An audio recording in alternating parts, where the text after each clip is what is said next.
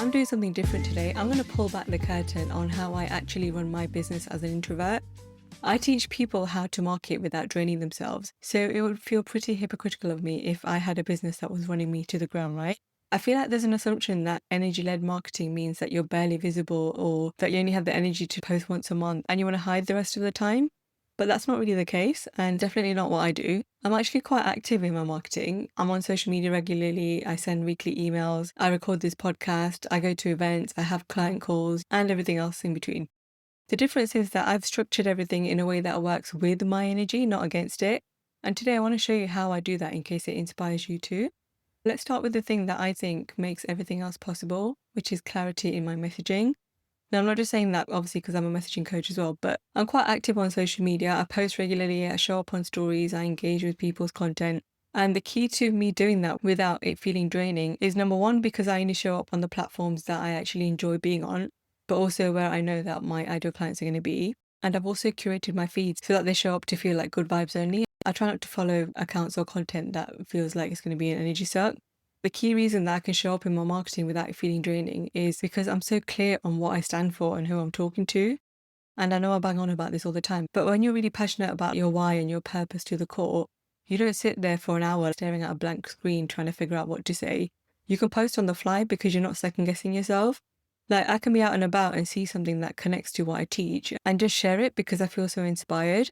I rarely overthink and think, is this good enough now?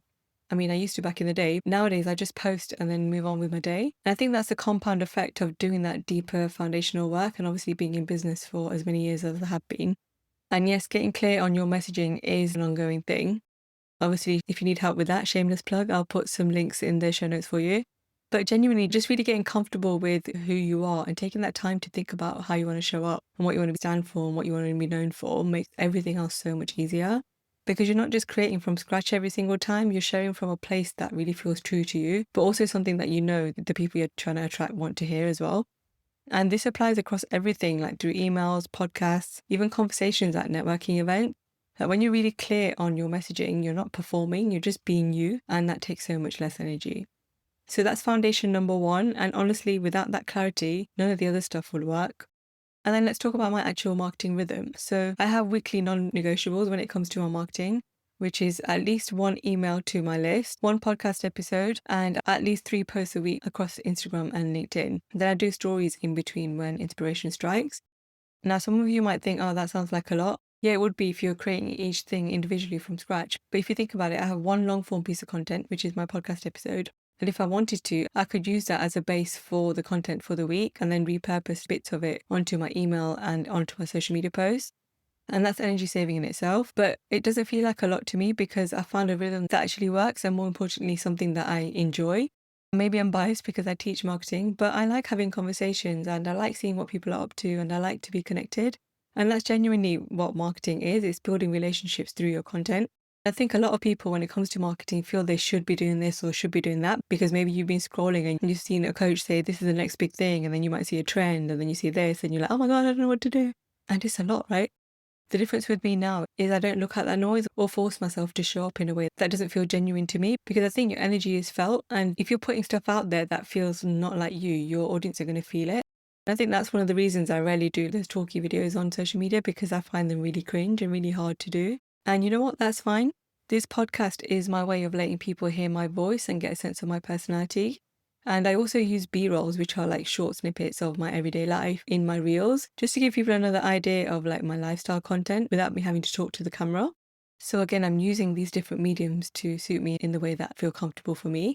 And then my email and this podcast are my deeper content. They're the places that I build connection and where I can really dive into ideas and get to know you, my community, a bit more.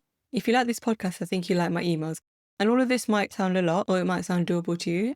But the key thing I want you to take away is that I'm being consistently visible without being constantly on. And there's a massive difference. I'm not glued to my phone all day. I'm not checking engagement every 5 minutes. I'm showing up, sharing what feels true, engaging when I've got energy for it, and then I get on with the rest of my life. Because scrolling all day and then refreshing to see what notifications you've had, that takes up mental energy as well, and we don't want that. That brings me on nicely to the non-negotiables because being active in your marketing only works if you're also protecting energy in other areas of your life. So for me, every single morning, literally since I was in primary school, I give myself an hour of me time before the world needs anything from me. And I mean anything. Like my morning time is sacred and everyone knows it. Even if I have to leave at like 5 in the morning, I'll wake up at 4 just so I've got that hour. I'll do some movement like yoga and meditation as soon as I wake up. Then I'll make my loaded porridge, which is meditation in itself because so many different things go into it. And then I'll have that on my cuppa in peace, reading some sort of personal development book. And I just sit in peace, no emails, no social media, no nothing, just chilling with me, myself, and I. I mean, I don't have kids, so I guess it's easier for me.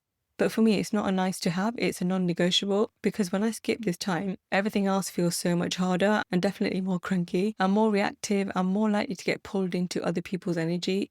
And by the end of the day, I'm absolutely knackered because I haven't taken any time for myself. But when I protect that morning hour, I can show up for my clients, for my content, and for my business in a way that feels really grounded and present. And I can really feel that shift in energy. I also build in what I call recharge cushions around anything I know is going to take a lot of energy.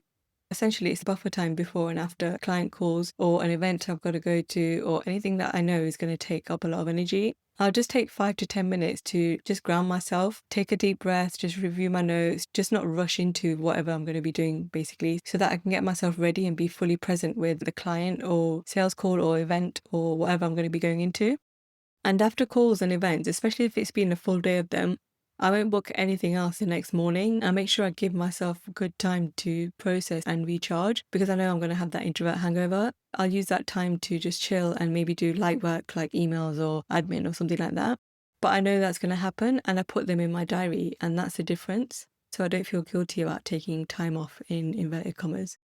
Let me tell you how I actually structure my client work because this is where a lot of people burn themselves out. I'm quite intentional about how many client calls I take on in a week. I don't pack my diary back to back because I know it's not sustainable for me. I build breathing space, so I have bi-weekly client calls within my coaching programs. I have a week on calls where I'm fully present for my clients, then I have a week off calls so that I spend time working on my own marketing and making my clients' experiences better. And Monday and Fridays are no call days for me as well.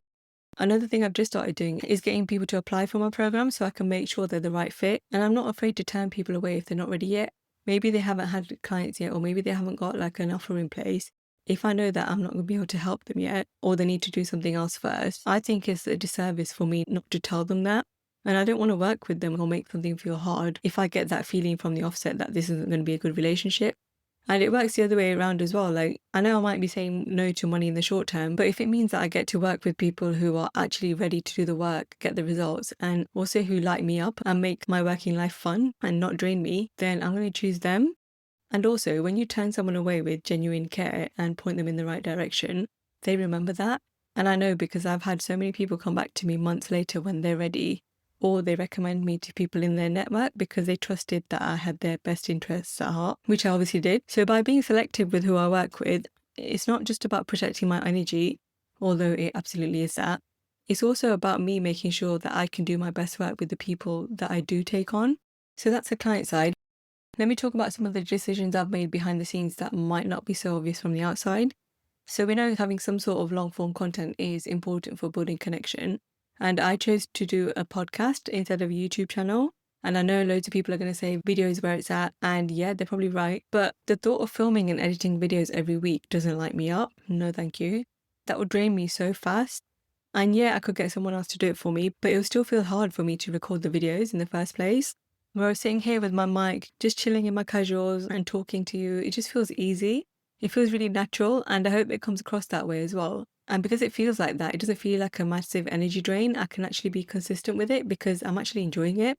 And that's how your marketing should be. And I also like to batch content when I'm in my high energy moments.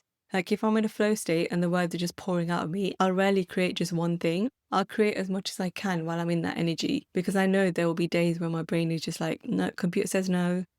And I don't want to be staring at a blank screen on those days.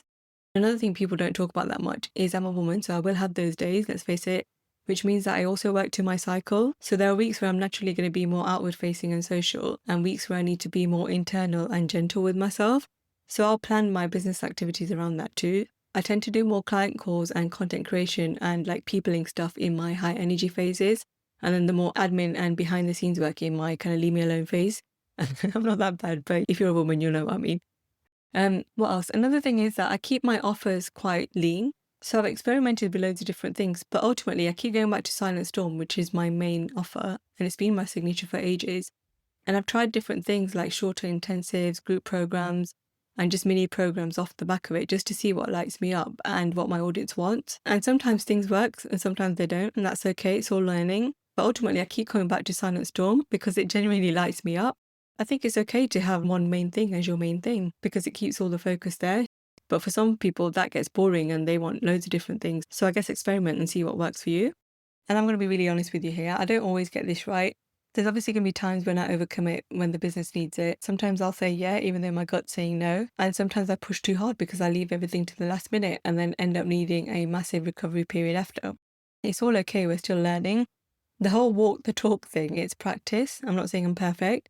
I'm constantly checking in with myself and asking myself, like, does this feel good? Does this still work for me? What needs to change? And I think that's actually really important to say because if I just sat here and told you that I've got all of this figured out and everything runs perfectly all the time, you're going to know I'm lying, right? Because no one's perfect. I think the point is to actually build a business and let it be flexible enough so it gives you energy rather than drains it. And those versions of businesses are going to look different for every person. The biggest permission slip I can give you is this. You can be really active in your marketing without it draining you, but only if you've done the foundational work to make it sustainable.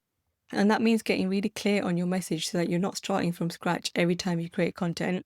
It means knowing your sweet spot client so you're not trying to speak to everyone and then end up connecting with no one. And it means building in those recharge cushions so you're not running on empty every time something comes up. The main thing to take away is that you're making decisions about your business based on what actually works for you, not what the internet says that you should be doing. Maybe video content lights you up and energizes you. Amazing, do that. But if the thought of being on camera makes you want to hide, then don't force it. Find something that feels natural for you and do that. Don't forget it's your business. It gets to work around the way you want to work. And when you structure things that way, marketing will stop feeling like this thing you've got to force yourself to do and start feeling like an extension of who you are. And what I really want you to take away from today's episode is that energy-led marketing doesn't mean doing less. It means being more intentional about what you do and how you do it so that you can actually show up consistently. We're all about building a business around your nervous system, not against it. So have a look at your business and do a little audit. Where am I forcing things because I think I should be doing this rather than that? And does it even work for me? Maybe it's the way you're showing up on social media. Maybe it's how you're structuring your client work. Or maybe you just need to give yourself permission to have that morning cuppa in peace before you check your emails. Whatever it is, just experiment with doing it differently even for a week and see how it feels. Because trust me, building a business that honors your energy isn't selfish. It's actually the most generous thing you could do because it means you can keep showing up for the people who are cheering you on without burning out in the process. And that's how you build something that lasts. Right, I'm going to leave you with that today. If this episode resonated with you, I would absolutely love it if you could share it on your socials so we can reach any other introvert in business who needs to hear this. And if you want to go deeper on any of this stuff, whether it's getting clear on your messaging or just figuring out what sustainable marketing looks like for you, feel free to send me a DM on Instagram and let's start that conversation. Until then, keep showing up with your quiet confidence so you can make that loud impact in the world, and I shall see you next time.